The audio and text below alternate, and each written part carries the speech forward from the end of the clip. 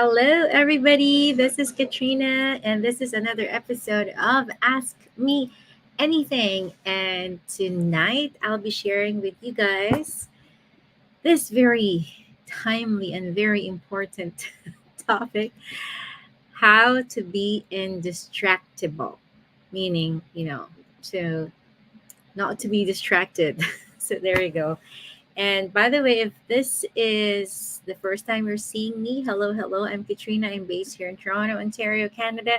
And I love what I do. I help ambitious working school age moms build a legacy revenue online while nurturing home and family life. If you're tuning in live or on a replay, comment live or replay and let me know where you're tuning in from so we know how global we are. Okay.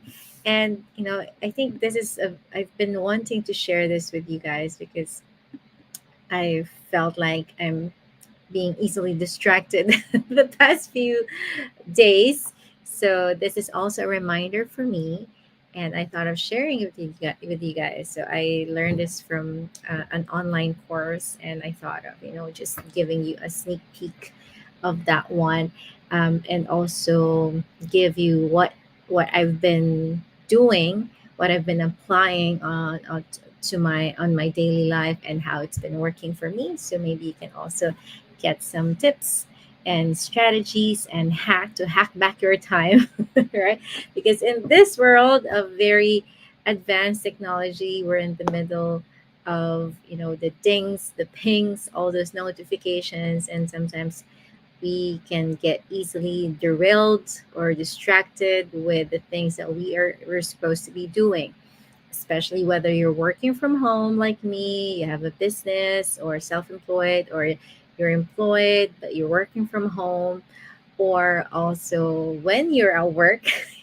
There's so many also distractions wherever you are, and sometimes it's very challenging to minimize those, and even just a quick sneak, if you can relate with me, like just a quick, okay, I'll just do a quick look at my Facebook or Instagram or TikTok or LinkedIn, and then all of a sudden you already lost, you've been like scrolling like 30 minutes already, or sometimes 1 hour. Or if you're guilty of that, comment one. I'm gonna comment one too because that's me, especially that I am like working online. I have an online business. I will be honest that sometimes I catch myself like, okay, what am I? I totally forgot what am I here for. Like, why did I go to Facebook? Which link am I trying to get? Because I got distracted by the reels, but the catchy posts, things like that. So yes, I'm also guilty of that. So I'll give you some tips. Number one is this one: declutter both your physical and virtual workspace. Physical, of course, that's your desktop, like your table where you are like physically working. So right now, I have my table here at our bedroom. So I have my laptop here. I have a few books here that I can easily grab because if I keep them, I won't be able to read them. So I have that. I have the Bible. I have my vision board here on my right, and I have my phone here and my coffee warmer and my pen and notebook. And that's about that. Oh, I have my water here, and that's it. Maybe I can lessen it more, yes, but those are the all everything that's on my table. I'm using them so as much as possible. Do I maintain this like this kind of decluttered table? No. Sometimes it can get like too much. If I stash an envelope here, stash some things there, yeah, it can get messy. So it's always like a conscious effort for me. And also, first thing, since I'm working from our bedroom, I make sure first thing in the morning I would fix our bed, and that gives me already like somehow peace of mind or like a decluttered mental space. That works for me.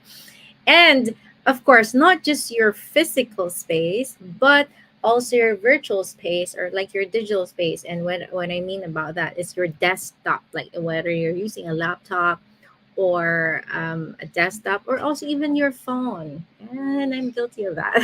Sometimes there's so many apps already. So just recently, I kind of grouped them, categorized them, put them into folders. So my desktop, I only have, like Canva, you can use different apps, or you can just, do it manually. I have like on Canva, I made, when you search desktop, it will give you different variations of, folders or spaces. Like on my left of my desktop, you'll see my vision board there. Yes, I have a digital vision board, apart from being printed on um, like an actual card here. And then on the right, I basically have three boxes, categories like home life, that would mean, and then work, and then or the business, and whatever's ongoing, like the urgent things that I'm currently doing. So those are the huge chunk.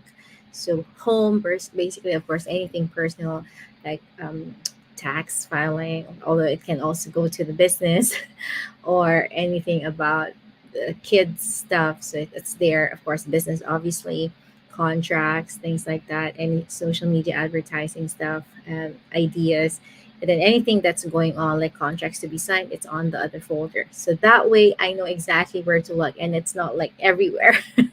And as much as possible as I go, like I also have like a screenshot folder. If I need to screenshot anything, automatically it will go there. So I just go to YouTube on how to do those things, little technical things, and it helps a lot. So whenever I go, and also just recently I learned that, when you have like a dark background, like, when you put your phones or your gadgets to a night mode, it gives you that dark background. I read somewhere that it actually relaxes your eyes. Oh, what was that? Oh, I watch it from the YouTube, the TED Talk. The title is Death by Presentation, something like that. And it talks about how our eyes are more relaxed looking at a dark background, like white font and dark background, and not the other way around. I was like, okay. So I started doing that, and I can really see the difference. So my desktop background is the dark, like almost grayish black, and then I just have my pink stuff in there. And it really also relaxes my eyes whenever I look at it. And yeah, so that's number one. And it's always like a joy to open my desktop, because I was like, okay, I can see my vision board, and everything looks, decluttered, and I know exactly where to get the things. If not, then sometimes I just search, and it works that way. So that was one. You declutter your physical and virtual space. Okay. And hello, before I continue here, I just want to say hello, Ellen. Good evening. Thanks for tuning in. And Jen, hello from Chicago. Hello. Thanks for tuning in as well. All right. And the next one is, I don't know if you've heard about this one, time blocking. What is time blocking? If this is the first time, you know what? The first time I've heard about, and I actually did time blocking, was um, when I was still employed at my last job at an investment firm, and it's because of my other boss, and I'm so grateful for him. It's like, what is this time blocking? Basically, time blocking, it's a visual. So I have my cheat sheet here. It's a visual representation, of what you want to be, in terms of what you want to do on a daily basis, on your weekly or monthly basis, on your calendar. So go to whatever calendar that you're using, whether it's physical. I would suggest digital is better because it's easier to navigate. Digital, maybe your Google Calendar. I personally use Google Calendar, or your Apple Calendar. You can also use that. Basically, your goal for the time blocking is to eliminate as much white space as possible. That means you have to fill in every minute of every day with whatever your priorities are. So it will fall on into three huge chunks. That means you have to prioritize, you have to time block your time for yourself. And second is your relationship. So that includes your friends, family, of course, and your faith. And the third one is time block your work. Okay, so of course, if you're employed, doing the business, or whatever you do for work, so you put that in. And how it works is you have to put in first your, it may sound counterintuitive, but yes, this is sometimes we forget about our time for ourselves. But come think about it, if we are not full, like we are not relaxed, we're not well rested, or we are not taking care of ourselves, we cannot help our families, we cannot take care of them. So it's very important, it's a very good reminder for all of us to take care of ourselves and give priority, even just going for a walk. Yes, it's a reminder for me. Going for a walk, or eating your meals on time, taking a break, stretching, things like that, or going on a me time coffee date with yourself, or an exercise, or a massage, or a nail salon, whatever that is. Schedule that in. And then next is put in relationship. Time block your relationship. Like the time for dinner, for breakfast, reconnection. So whenever I call that reconnection, whenever I pick up the kids and my husband comes home. So usually that's between 2:30 to 5. That's our reconnection hours. Like I pick them up, I wash the dishes of their lunch boxes, things like that. And that's also the time that my husband and I have end of day, coming back from work talk, just casual catching up, and also the kids on the side. So that's our reconnection. So schedule time for that. So as much as possible, I don't have any work on that time, so I prioritize that. And also morning, it's our preparation. And then next would be putting the work, and you insert that in. So first is you, and then relationships, and then of course with relationships, if you go to church every Sunday or Saturday, put that in as well, and make that, time block that as well. And work, of course, I usually have my coaching calls in the morning, one in the morning, one at night, or sometimes also in the weekend, Saturdays, but Sundays, nope, very rarely. And then and then you can see how much time you are actually, that you're having a guide for yourself, then you'd like to follow through with that as well. Okay. And last but definitely not the least, here you go. Let me know in the comment section if you are have you if you've been doing time blocking, or if you've experienced that in the past. Let me know. And last one, but definitely not the least, this one is might be might sound very counterintuitive, because I am working online. I have an online business. So you might think like, oh, Katrina must be online all the time. She must be answering all the dings and the pings and the notifications, the emails, things like that. Nope. And you might be surprised. I think I mentioned to one of my business partners over the weekend that I actually like my phone is actually always on silent mode, believe it or not. Like all my chats are on silent mode. My messages also are on silent mode. But when you call my number, it will ring. That's not on silent mode, because the only people that I'm expecting to call me, emergency, of course, or if they really need me, is my husband and my eldest son, and their school, if they need me. And that's it. And the rest are all on silent mode, even the chats, things like that.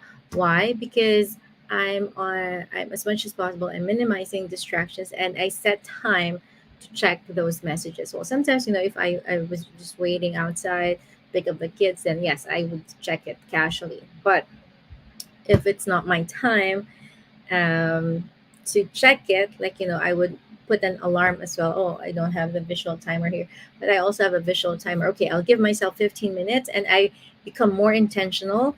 Like, okay, I have 15 minutes to respond to all the messages on my messenger. Da, da, da, da, right? And then I'll put another timer, 15 minutes to check Facebook, like my social media, to comment back, or, just to socialize as well, but with the intention of um, being intentional about responding to messages, commenting.